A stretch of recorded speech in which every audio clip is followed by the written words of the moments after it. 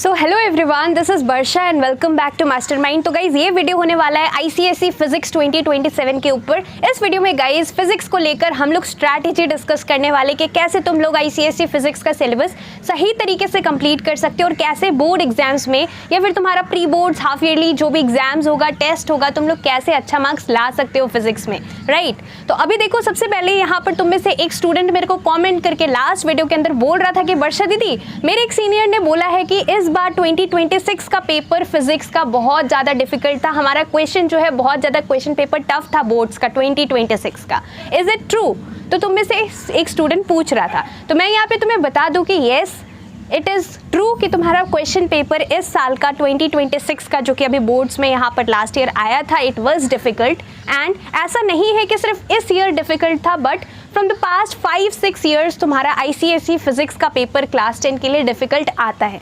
क्यों डिफ़िकल्ट आता है? देखो, ऑब्वियस सा बात है, ऐसा नहीं है कि सिर्फ इस साल तुम्हारा साइंस में 3 सब्जेक्ट्स है, physics, chemistry, bio. Among this 3 subjects तुम्हारा बायो इजी होता है, स्कोरिंग होता है, केमिस्ट्री एवरेज होता है, मॉडरेट पेपर रहता है, लेकिन फिजिक्स का पेपर ऑब्वियसली टफ रहता है। Physics is difficult among all these 3 subjects, right. अब यहाँ पर हमारा क्वेश्चन ये है कि डिफिकल्ट क्यों होता है, रीजन तुम्हें पता होना चाहिए ताकि तुम यहाँ पर सही तरीके से प्रॉपर स्ट्रैटेजी एंड प्लानिंग के साथ सिस्टमैटिक तरीके से अपना फिजिक्स का सिलेबस अच्छे तरीके से कंप्लीट कर सको, ताकि तुम यहाँ पर अच्छा मार्क्स ला सको सारे एग्जाम्स में। So first of all guys, let me tell you that difficult होने का रीजन ये है कि फिजिक्स का पेपर तुम सभी को पता है कि डायरेक्ट क्वेश्चंस बहुत कम देखने को मिलता है। बोर्ड्स में फिजिक्स में डायरेक्ट क्वेश्चंस बहुत कम देखने को मिलता है। क्वेश्चन मोस्टली एनालिटिकल क्वेश्चंस रहता है, एप्लीकेशन बेस्ड क्वेश्चन रहता है।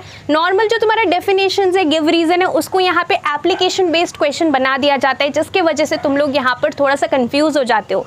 ट्रिकी क्वेश्चंस आता है, एमसीक्यूज आता है, देन यहाँ पर तुम्हारा case based questions, application based questions, indirect questions आता है, न्यूमेरिकल्स आता है। तो तुम्हें यहाँ पर इवन रे डायग्राम्स रहता है, डायग्रामेटिकल बेस्ड क्वेश्चंस। तो इसके लिए हमें यहाँ पर कॉन्सेप्ट्स को क्लियर करना इज रियली इंपॉर्टेंट। अगर तुम लोग फिजिक्स यहाँ पर जस्ट बुक देख रहे हो, बुक से सब कुछ पढ़ रहे हो, लाइन बाय लाइन बस डेफिनेशंस कर ले रहे हो, that is not going to be enough for you. और अगर तुम सिर्फ ऐसा कर रहे हो तो तुम यहाँ पर देखोगे, जबकि तुम्हें क्वेश्चन पेपर मिलेगा एग्जाम में, तुम लोग जब देखोगे you will be completely blank. So the first and foremost important point is हमें यहाँ पर कॉन्सेप्ट्स क्लियर करना बहुत इंपॉर्टेंट है। Just studying is not enough, you have to focus on clearing the concepts.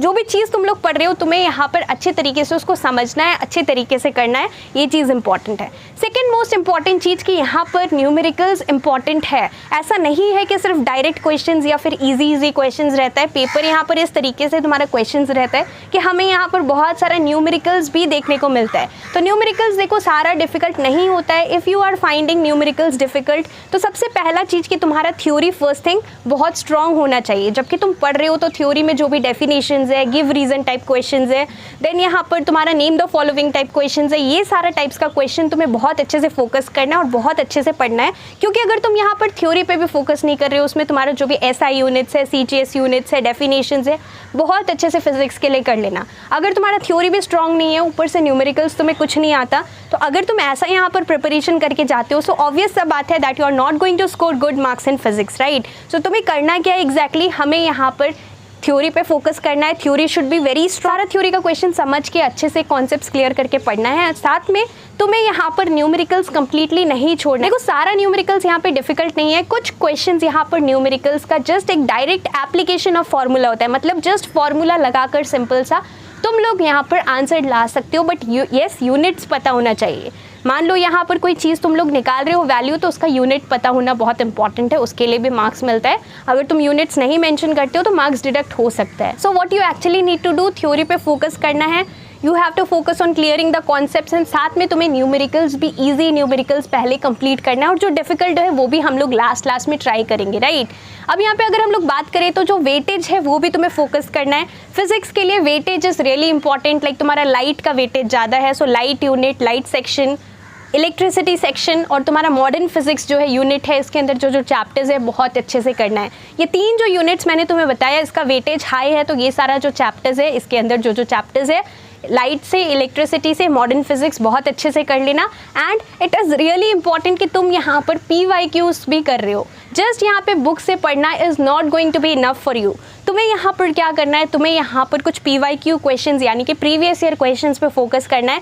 काफ़ी सारा ऐसा क्वेश्चंस होता है जो कि डायरेक्ट PYQs का पार्ट नहीं होता है, बट अगर तुम लोग PYQs खोल के देखोगे तो you will get an idea as to how the questions are asked in the board exam, और तुम्हें पता लगेगा कि एग्जैक्टली फिजिक्स का पेपर किस तरीके से प्रिपेयर होता है। और तुम यहाँ पर कुछ क्वेश्चंस PYQs का देखोगे, सॉल्व करोगे, तो तुम डेफिनेटली इस बार भी जो tricky questions, application based questions आएगा, तुम्हें आइडिया लग जाएगा और तुम लोग कर पाओगे, right. So practising questions is really important. Just studying and preparing from your book, just going through the topics is not going to work for you in physics. So you have to follow this. Next thing which is important, जबकि तुम लोग physics को यहाँ पर, जब physics का तुम्हें question paper मिलेगा एग्जाम्स में, कोई भी एग्जाम में, तो तुम जबकि आंसर कर रहे हो क्वेश्चंस, तो बहुत इंपॉर्टेंट है कि आंसर का लेंथ मैटर नहीं करता।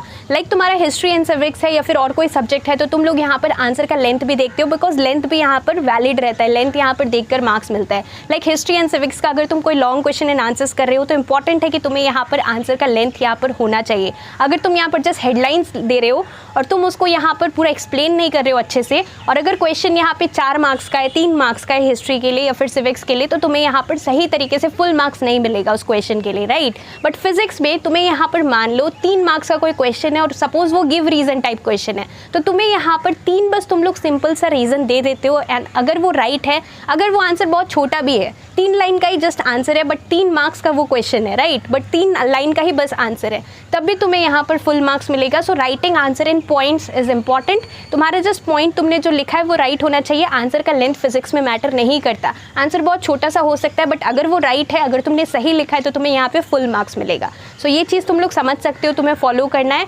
यहाँ पर ऐसा नहीं है कि तुम बहुत लेंदी आंसर लिख दोगे तो तुम्हें फिजिक्स में मार्क्स मिल जाएगा। This thing is important. Answer should be straightforward and to the point in physics, और सारा साइंस बेस्ड सब्जेक्ट्स में तुम्हें इसी तरीके से फॉलो करना है। एंड इसके साथ साथ मैंने तुम्हें यहाँ पर बता दिया वेटेज कौन कौन से यूनिट्स का ज़्यादा है। न्यूमेरिकल्स तुम्हारा लैटेंट हीट जो कि कैलोरीमेट्री है, लैटेंट हीट, देन तुम्हारा यहाँ पर स्पेसिफिक हीट कैपेसिटी के बेसिस पे न्यूमेरिकल्स आता है, वो सब तुम्हें कर लेना है। साथ में तुम्हारा करंट इलेक्ट्रिसिटी है, इसका न्यूमेरिकल्स और भी न्यूमेरिकल्स है, वो सब तुम्हें गो थ्रू करना है, प्रैक्टिस करना इंपॉर्टेंट है।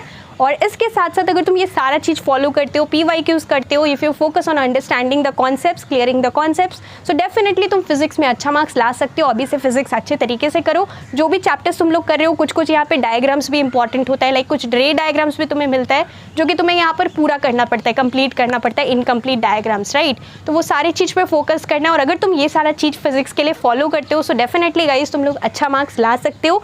सो ऑल द बेस्ट, अच्छे तरीके से प्रिपरेशंस करो। और अगर तुम्हारे कुछ भी डाउट्स है इससे रिलेटेड, तो तुम लोग कमेंट्स में मेरे से पूछ सकते हो। एंड यस गाइज, ये वीडियो शेयर करना जितने भी तुम्हारे क्लासमेट्स हैं उन लोगों के साथ।